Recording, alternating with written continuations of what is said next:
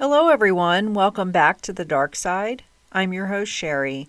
Today we've got a story out of Ohio. A man responded to a Craigslist ad for a job. The ad seemed almost too good to be true, and it was. He quickly learned he had been set up and in a fight for his life. This case is solved. My sources are in the description area.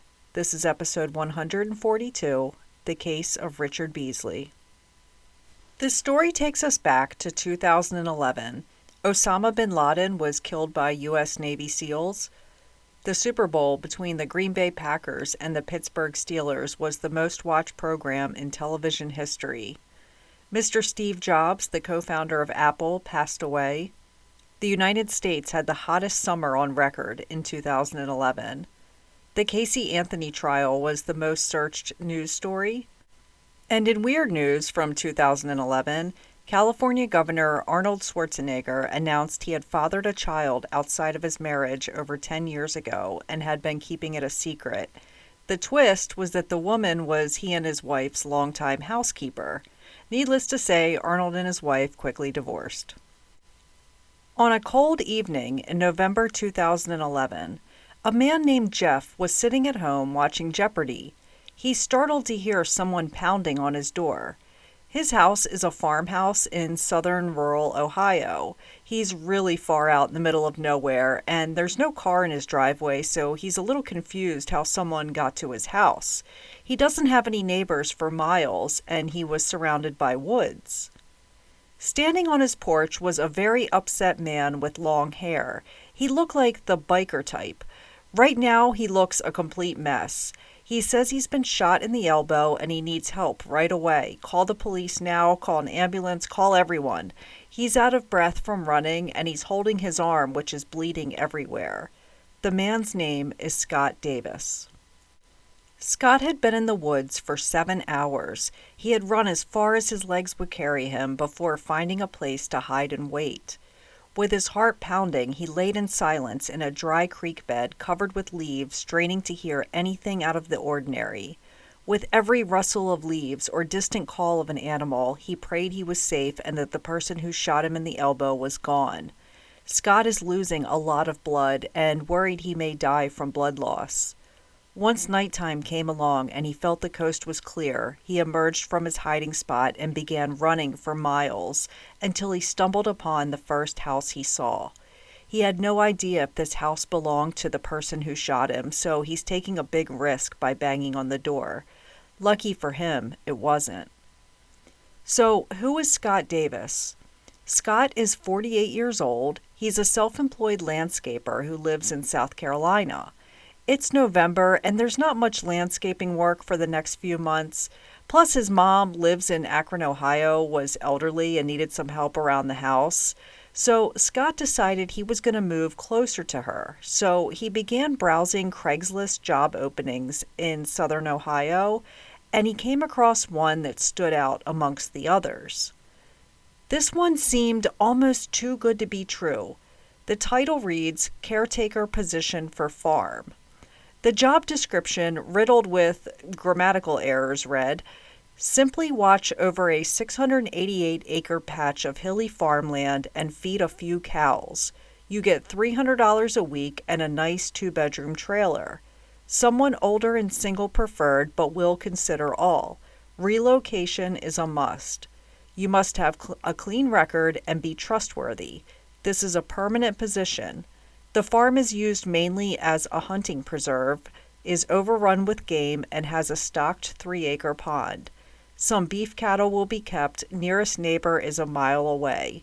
The place is secluded and beautiful. It will be a real getaway for the right person. Job of a lifetime. If you are ready to relocate, please contact me ASAP. Position will not stay open. Include your name, age, and phone number in the email, please. So the employer is asking for the person to be single, older, a clean record, and willing to relocate and live on this farm in Noble County, Ohio. Watch over the property and, quote, feed a few cows. A 2-bedroom trailer with utilities included and compensation of $300 a week would be the trade. You could post this exact ad in any town's classified ads and you're going to get hundreds of responses. Scott thinks this would be perfect for him. He checks all those boxes. So he reaches out through email to the employer. He received an email back a week later from a guy named Jack. They begin talking back and forth. Scott tells him he has a motorcycle and they talk about it for a while. Jack tells him to send a copy of his driver's license, which Scott does so he could run a background check. Scott asks him if he would have weekends off so he could work on his mom's house. And Jack reassured him that he could leave on the weekends, no problem, but he needed to stay on the farm Monday through Friday. He also told him there wouldn't be any cell phone service out there. After some back and forth, Scott is told he has the job.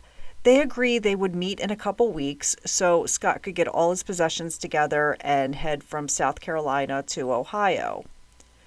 On November 6, 2011, Scott had packed up a trailer and pulled it up the road. He pulls into a Shoney's restaurant where he would be having breakfast with his new employer. Jack, who is a large man who is 52 years old with grayish-white hair, arrives, and he's got his nephew with him, a boy by the name of Brogan. Brogan Rafferty appears to be 16, 17 years old, but he's 6'5", so he's huge for his age. This is not the same famous hockey player, Brogan Rafferty, by the way. They just have the same uncommon name. They sit and have breakfast and discuss the farm, the trailer, all kinds of stuff. Jack tells him that he has a very large family, and on the weekends, Scott may see his nieces and nephews because they like to ride their four-wheelers around the farm. After breakfast, Jack tells Scott to leave his truck and trailer there. He said the road to the farm needed repair. Something happened to it overnight and it was barely passable, but repairs were happening today. He said, let's go check out the farm, get you settled in, and we'll come back afterwards and get your truck and your trailer. Jack and his nephew Brogan and Scott get into Brogan's car and begin driving. They get on a back road and Scott realizes he doesn't have any cell phone service, just like Jack told him. They drive and drive. Eventually, these back roads are getting smaller and smaller. Eventually, it just becomes a dirt road. Then there's no road, and they're literally driving through brush. Jack tells Brogan to pull over here where I shot that deer the other day. I got to get out and grab my equipment where I left it. You guys can help me carry it all. The three get out and start walking. Jack and Brogan were in the front and Scott was a few feet behind them. Finally, Jack says, forget this, let's turn back around and head towards the road. Scott turns around and begins walking. Jack and Brogan are now behind him, when suddenly he hears a click. Scott knew at that moment what that sound was. He turned around and Jack has a gun pointed at him. He had fired at him, but the gun misfired. Scott puts his arm up to shield himself, and Jack shot at him again. The bullet hit his elbow. Scott takes off running into the woods, with Jack trailing behind him, firing away. Scott counted the shots and knew Jack was out of bullets. Scott runs into the woods, zigzagging around, trying to lose Jack. Jack is a heavy-set man and not in great shape, so Scott knows he won't be able to keep up long. Scott runs and runs as far as he can until he finds a spot in a dry creek bed where he laid there for several hours. He covered himself with leaves to help disguise himself. He heard Brogan and Jack yelling and walking around, and Scott is doing everything he can not to make a sound. He is in excruciating pain from being shot in the arm and fears he may be losing too much blood. He was beginning to get really cold from the blood loss. Eventually, he hears a car driving, which sounded like it was coming from a mile or two away. He believes Jack and Brogan have finally left the area. Scott laid there for hours, still too afraid to move. Eventually, it becomes nighttime. Scott finds his way out of the woods and begins walking until he sees the light from a house way off in the distance. Scott has no idea if this is Jack's house, but it's the only house around, so he takes the chance of knocking on the door. The man who lives there calls 911, and when police show up, Scott is loaded into an ambulance and taken to the hospital where he had emergency surgery on his arm. Police talk to Scott and he gives them the full story from the Craigslist ad to this very moment. The police are skeptical of Scott's story. They believe this is not possible. Their theory is that Scott was meeting up with Jack for drugs and the drug deal went awry. They tell him there is no 688-acre farm in Caldwell, Ohio. Scott says he lost his black hat he was wearing after he began running. Go back and you'll find it. Police are like, yeah, okay, whatever you say. They don't spend too much time searching the area or going after Jack and his nephew. Scott tells them, go to my truck in the parking lot and you'll see a bunch of the emails and the Craigslist ad. I printed them all out before I came up the road. Who are Jack and Brogan? We learn Jack is not really Jack. His name is Richard Beasley. Brogan's real name is Brogan. He is 16. He's not really Richard's nephew. Brogan was a troubled kid who looked to Richard as a mentor. Brogan lived with his dad, who was never home because he was always working, so he's got this terrible role model from his church who has him out committing crimes with him. Richard moved from Ohio to Texas in the 80s and did some time in prison for burglaries. After his release, he moved back to Ohio in 1990. He married a woman, and together they had a daughter. Richard is still carrying on this life of crime. His wife ended up divorcing him, but he still kept in touch with his daughter, who at the time of our story is around the same age as Brogan. Richard was in a bad car accident in the 2000s and ended up getting a huge settlement. He became addicted to prescription medications after his accident. They were prescribed to treat pain, but he ended up just abusing them. That happens often to folks who are injured. They start out just taking a pain pill, and eventually they're in a kitchen mixing every kind of drug on the market. Not saying this applies to everyone who takes opiates, but it does happen a lot. Richard and Brogan attended the same church together, and Richard decides he's going to take some of his settlement money and start this recovery home for people suffering with drug addiction. It's a home they can live at while they get clean and look for work. He would drive into sketchy areas of Akron, Ohio at night and pick up people who looked like they needed help. Which sounds like a wonderful plan, except Richard was running a prostitution ring out of this house. He would pimp out these folks he was, air quotes, helping. He would read the Bible to them and pray with them, and then he would put them in the car and go find clients to sleep with. He also posted ads on Craigslist for sex work. If anyone in the house wanted to leave, Richard would give them drugs and convince them to stay. He ends up getting arrested on drug charges in 2011. He gets released on bail, but failed to check in as a condition of his bail, so an arrest warrant was issued, but they couldn't locate him anywhere. So yeah, Richard's a piece of shit, and his accomplice, Brogan, is right beside him, helping him. He told Brogan he was running from the law now for a crime he didn't commit, and he needed his help to survive. The investigation into Scott's shooting is progressing. They found the email printouts in Scott's truck in the Shoney's parking lot, just as he said they would. There's no real urgency, though, until they receive a phone call from a woman named Deborah. She says, look, I don't live around here, but my twin brother, David Pauly, is 51 years old. He left a couple weeks ago because he said he got this great job in your town. He would be working on a 688-acre farm with a trailer included, $300 a week.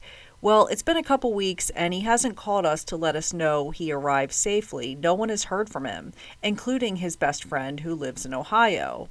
He had been talking to him every day on the phone, and he or I haven't heard from him since he left that morning. She goes on to say that she Googled the name of this town and saw an article that said, "Man shot after being lured for work." She is referring to Scott Davis's article. She says her brother was lured there for work too, and now no one has heard from him. Police know there has to be a connection. Scott Davis thinks back to the day he was shot.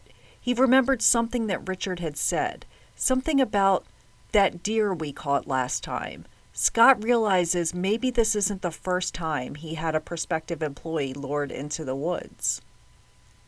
Before we get into David Pauly, we have to go back 2 months to August 2011.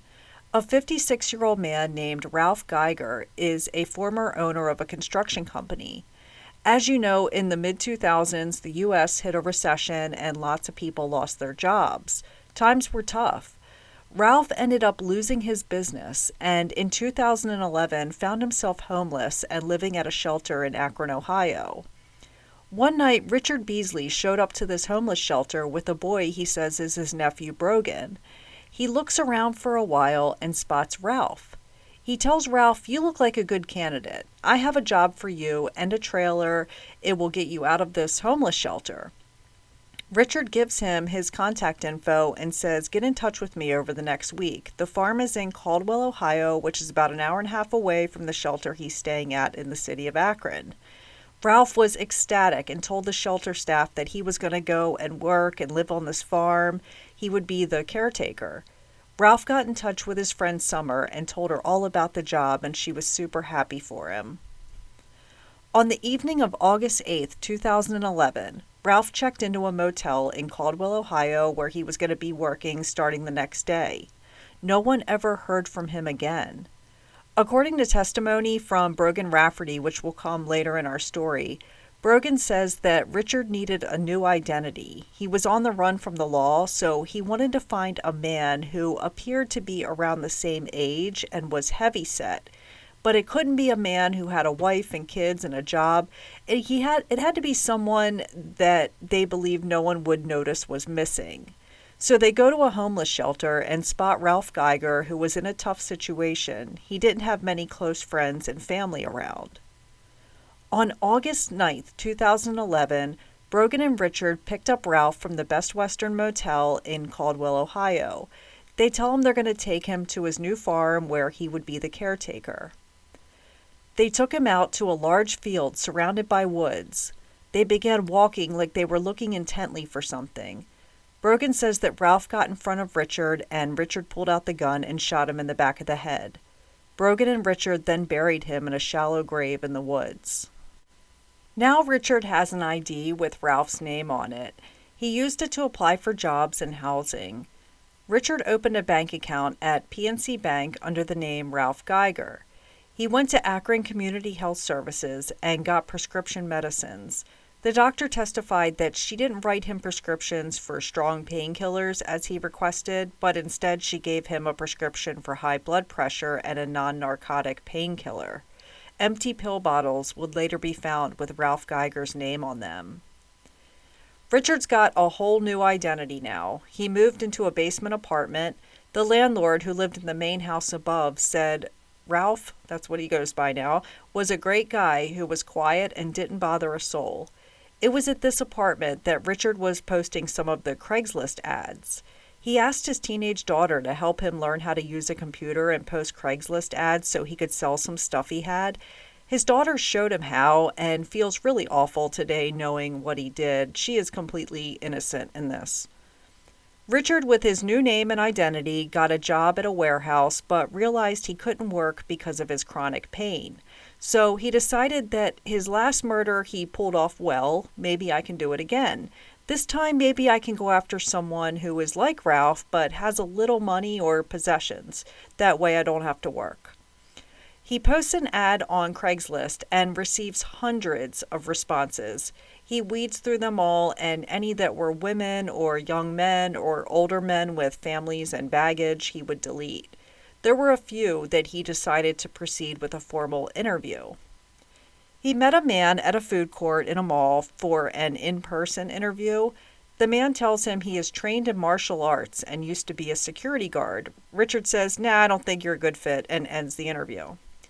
Another interview took place on the phone with a man named Daniel. Daniel tells him, "I'll meet you to discuss the job, but just so you know, I'm bringing my pistol with me."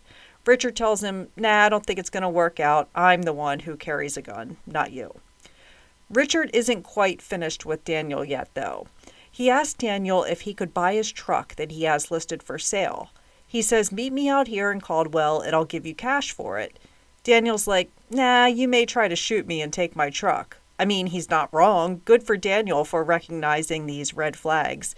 He also tells Richard that he looked up the farm online and there is no 688-acre farm in Caldwell, Ohio. Richard's like, "Yeah, we're done here, I guess." A man named Ron met Richard for an interview. Ron is 58 years old and looking for work because he said he wasn't having any luck getting a job anywhere. Employers didn't want to hire him because he was 58.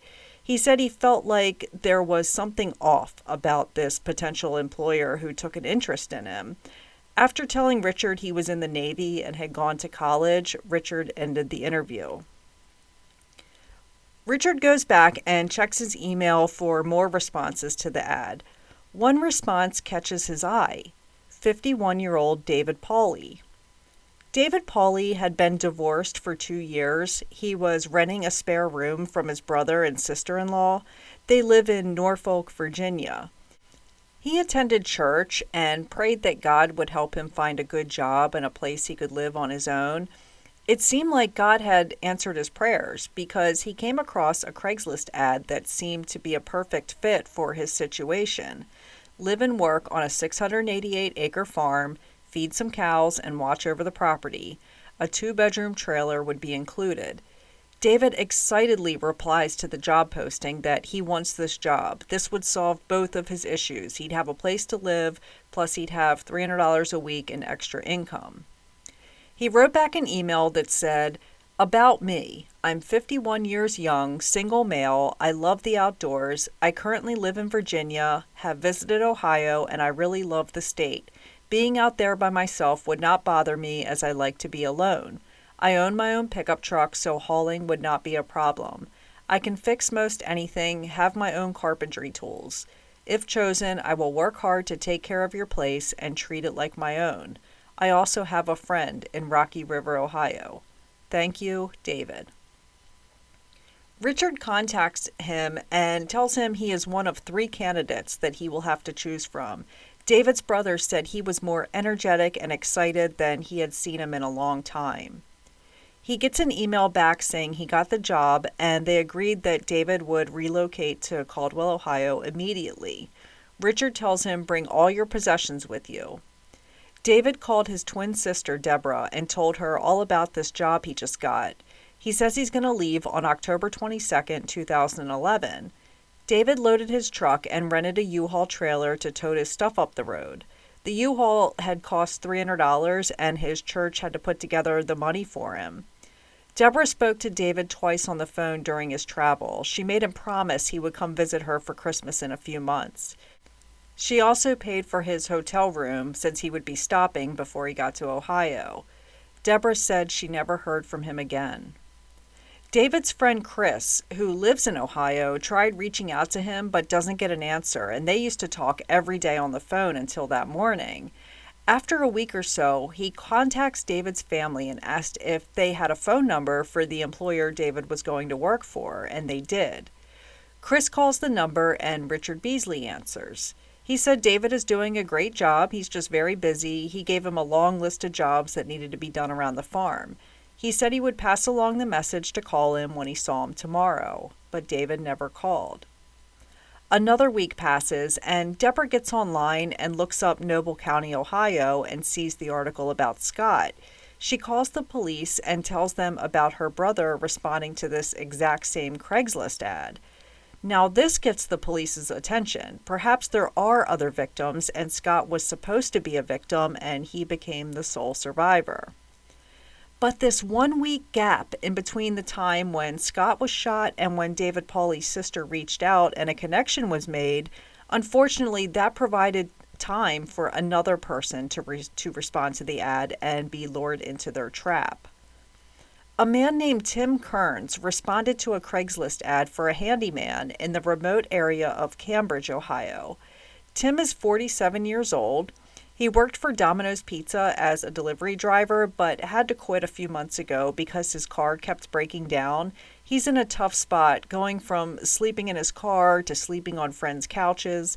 He worked at a gas station, but was assigned part-time hours. He couldn't get by with part-time work, so he was looking for a full-time job. Anyone who talks about Tim says he is 100% the 80s. He looked like he was right out of the 80s hair metal scene. He loved heavy metal and used to play the drums and was once a sound engineer. Tim has 3 sons who are all teenagers at the time of our story, Anyone who knows Tim knows he loves those three boys so much. He would talk to them every single day, sometimes multiple times a day.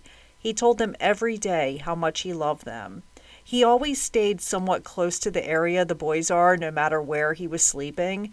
He never left the state or moved away since he didn't want to be far from them. But he came across this ad for a farm job 2 hours away, and it seemed perfect to him. He replied to the ad and soon after had the job. He wasn't crazy about moving 2 hours away since he wouldn't be near his sons, but he explained to them why he was doing it, and they understood. Tim's son drove him to the interview at a Waffle House. Afterwards, he learned he got the job and he was excited. Tim Kern posted on Facebook that he had gotten a strange job offer watching over 680 acres south of Cambridge. He wrote, "Trailers, utilities, salary. Drawbacks, no cell phone service, kids are up here, and I have to move this Sunday." On November 12, 2011, this is one day before he leaves for the new job, Tim stopped by his ex-wife's house and asked her to notarize a car title for him. He explains that he has to transfer the title of his car to his employer as part of the job. That should have been a red flag. I don't think employers can make you do that. I could be wrong, though. I just can't think of any instance where you would have to take your personal car and have it retitled in your boss's name. Tim leaves the next day and meets with Richard and Brogan. Richard asked Tim, "Hey, did you bring that nice laptop with you?" He said, "No, I left it with my sons." He said, "Well, what about that flat screen TV you said you were bringing?" He said, "I gave it to my son and I brought this older model TV instead." This pissed Richard off. The prosecutor in this case said one of the saddest things was having to read the text messages from Tim's teenage sons to their dad. They read things like, "Dad, we're so proud of you. We hope you love your new job. We love you so much." And then they turned to, "Dad, where are you? Why aren't you answering me? Are you okay?" Nick slept with his phone in his hand, waiting to hear from his dad, but that call never came. We learned that after they had breakfast, Richard and Brogan were in the front seat of the car and Tim was riding in the back. Brogan said Tim was very sweet and trying to act professional in front of Richard. Richard tells him he has to swing into this field where he was squirrel hunting the other day. He said he lost a watch that was sentimental to him. Tim gets out of the car to help him look for it. They look around for a few minutes and then Tim was killed. Brogan really felt bad about Tim's killing because the man had nothing. He was killed over a Buick that couldn't go over 30 miles per hour and an old TV. Also, Tim had sons the same age as him, and he was a good dad to them. On November 14th, this is 1 week after Scott was shot, the FBI and local law enforcement returned to the scene of Scott's shooting. They find that same black hat Scott said he had been wearing when he took off running and it came off. This is the ground zero for where their investigation would begin. 150 feet from that hat was an empty, hand-dug grave. This grave was meant for Scott to go in. The next day, they returned to the scene with cadaver dogs, and one of the dogs alerted to some disturbed soil. There, they found the body of David Pauley. They reach out to David's twin sister and tell her they found a body and describe a bracelet that was on his wrist. She says, "Yes, that's David." They find another shallow grave that contained the body of Ralph Geiger. Tim Kern's body would be found 10 days later, buried in a 2-foot grave behind an abandoned mall. The imaginary farm that these men were going to work at actually belonged to a coal mining company. They get the security video where Scott met Richard and Brogan at Shoney's restaurant, and they saw the three of them there together. One officer said, "I know that guy. That's Richard Beasley. He's been running from the law for a while now." They were able to track the IP address of some of the communications. Anytime the FBI is involved, things happen really quickly. They were traced to the home of Brogan Rafferty. The FBI show up to his high school to talk with him. I'm so bothered by the fact that Brogan was attending high school. Like, he can help bury a body, then go to school the next day and take a science test and interact with other students. Imagine if someone upset him. It's scary to think about what he's capable of. The teachers are like, Brogan, please go to the front office. The FBI wants to talk to you. Brogan comes into the office and denies he has any involvement. A photo of Brogan is shown to Scott, and he says, yes, that's the nephew boy who was there with us. They search Brogan's car and find Tim Kern's television. Brogan is brought into the station, and after a very long time, he confesses. He says, yes, he knows Richard Beasley. He says he's always been a mentor to him. He says he helped Richard dispose of bodies and that he chauffeured the victims around. He didn't shoot anybody, though. Richard did that. He says Richard wanted to steal Ralph Geiger's identity. Then he wanted David Pauly for his possessions. With Scott, he was super excited because Scott had a nice motorcycle and electronics. He figured he would get around $30,000 altogether. Brogan says that when Scott got away, Richard was furious. He told him to get in his car and drive around, and when he saw him, hit him with the car, run him over, don't let him escape. Luckily, Scott was hiding in the woods the whole time. He's also super lucky the gun jammed, or else he would have been shot. The possessions he got from David Pauly weren't much, but Richard told people he had bid on a storage unit and all this stuff was inside of it. Brogan said he wasn't sure why he killed Tim Kern. He said Tim had a TV and a car. The car was an old Buick that wasn't worth more than $500, but Richard wanted to part it out for cash. They were able to track Richard through cell phone data. Brogan Rafferty and Richard Beasley were placed under arrest and charged with the murder of Ralph Geiger, David Pauly, and Tim Kern, and the attempted murder of Scott Davis. Inside Brogan's bedroom, they found guns, and they couldn't determine if these were used to commit the murders, but he had quite a few of them. They also found a disturbing poem on Brogan's computer he had written describing the murder of Ralph Geiger. The bodies are taken in for autopsies. The chief medical examiner determined that Ralph Geiger and David Pauly died from a single gunshot wound to the head. Tim Kern, the final victim, was shot in the head 5 times. They go to trial, and Scott Davis is the star witness. He identified Richard Beasley as the man who shot him, and he identified Brogan Rafferty as his accomplice. They try to make a deal with Brogan. They tell him, if you testify against Richard Beasley, you will only be charged with complicity to murder and attempted murder. You won't be charged with everything else, including 3 murders. Brogan initially agreed, but later decided he didn't want to take the deal of a lifetime. Instead, he's going to go to trial. He thought maybe a jury would feel sorry for him, being that he was only 16, but they didn't. In November 2012, the jury convicted him of more than 24 counts, including murder, robbery, and kidnapping. Ohio is a death penalty state, but because he was 16, he wasn't eligible for it. Instead, he was sentenced to life in prison without parole. This means he will be in prison from the young age of 18 until whenever he dies. That's a really long time. If he lives until he's 90, he'll spend over 70 years in prison. If he would have taken the deal, he would have likely served only 20 years. Brogan writes his dad letters in prison. One read that he was sorry he left his room such a mess. He also thanked his dad for teaching him how to be independent. Next is Richard Beasley's trial. Every time he shows up in court, he appears a little more frail. He started walking with a limp and progressed to being in a wheelchair and hardly able to hold his head up. Listening to Richard talk, he's almost like a sleazy salesman. He says things that seem believable, but he just lies so much. He's extremely narcissistic, but he has the gift of gab. He says that when they got Scott out to the woods, he says it was Scott who pulled a gun on him. He said he almost urinated in his pants because he was so scared. He said Scott is a big biker and in a biker gang and attacked him because he was an informant to the police. He said the two wrestled with the gun, and that's when it went off and fired into Scott's elbow.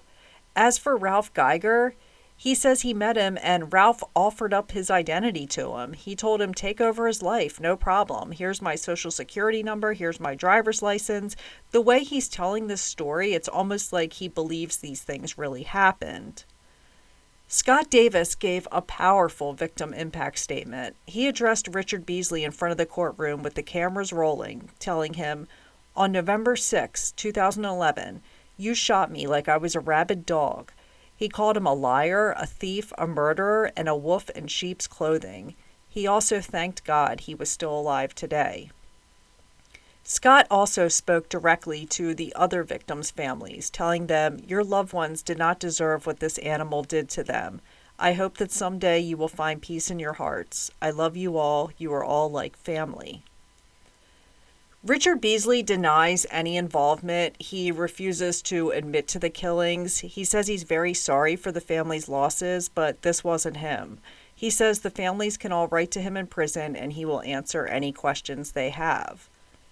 He is ultimately found guilty and sentenced to the death penalty.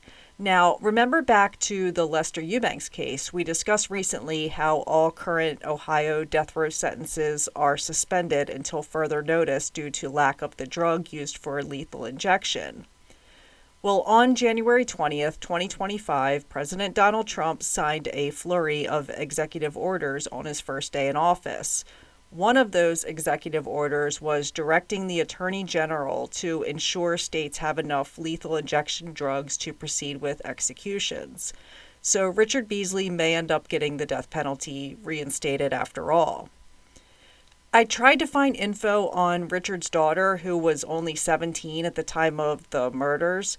She is a beautiful young lady who seems to be doing wonderful in life. She does feel guilt for helping her dad create a Craigslist account, but everyone knows she has nothing to do with what her dad did. According to an article by Entertainment Now, Tanya says that she was once dating a guy in high school and then found out he was using drugs, so they broke up. Months later, her dad asked her for help in deleting voicemails from his phone, and she came across a voicemail from that guy she had been dating. She realized her dad was the one supplying him with the drugs. She said learning her dad was a serial killer hit her like a ton of bricks. I always feel for the innocent family members of the killers in our stories, like the BTK killer's daughter. She went on to become an advocate for the victims. In the media, Richard is known as the Craigslist killer. He lured them through the promise of a good job. There are so many job scams out there. Red flags include unrealistic salaries, vague job descriptions, poor grammar, no company name, and requests for personal information. Be careful not to share any personal information until you've researched the company, and then still be careful not to share any personal information. Richard thought these men didn't have anyone who cared for them, but he couldn't be more wrong. These men were good people who had folks that cared for them. They were vulnerable men who were down on their luck and thought they found the job that would solve all their issues, but instead they were tricked. My heart goes out to each one of them. Ralph Geiger, age 56. David Pauly, age 51. Tim Kern, age 47. And Scott Davis, who was the lone survivor and lived to testify against the man who tried to murder him. That's it for this week, and I'll see you all again soon. Take care, and much love to you all.